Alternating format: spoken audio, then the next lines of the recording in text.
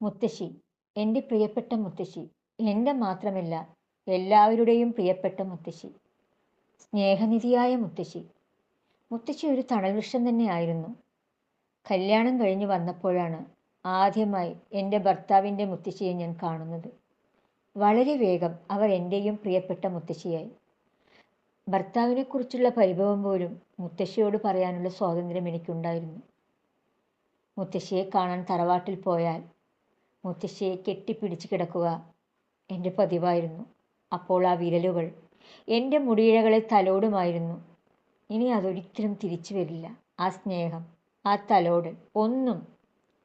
ആരും കാണാതെ എന്നെ കൂട്ടിക്കൊണ്ടുപോയി പുതിയ സെറ്റ് മുണ്ടുകൾ എനിക്ക് തരുമായിരുന്നു.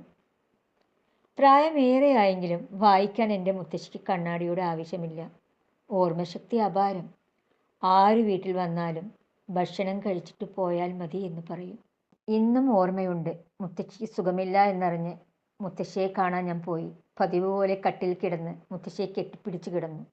ഉടനെ എൻ്റെ മുടിയിഴകളെ തലോടിക്കൊണ്ട് എൻ്റെ മുത്തശ്ശി, എൻ്റെ മരുമകൾ വന്നിരിക്കുന്നു, അവൾക്ക് ഭക്ഷണം കൊടുക്കുക എന്ന് പറഞ്ഞു. അത്രമാത്രം സ്നേഹമായിരുന്നു.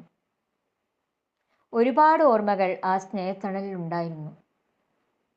ഒരിക്കൽ മുത്തശ്ശിക്ക് ഒട്ടും വയ്യാതായി. ഞങ്ങളെല്ലാം അവിടെ എത്തിച്ചേർന്നു. വെള്ളം മാത്രം കുടിച്ചുള്ള മുത്തശ്ശിയുടെ അവസ്ഥ കണ്ട് ഞങ്ങളുടെ എല്ലാം കണ്ണു നിറഞ്ഞു. മെയ് 6 രാത്രി മുത്തശ്ശി എന്നേക്കുമായി യാത്രയായി.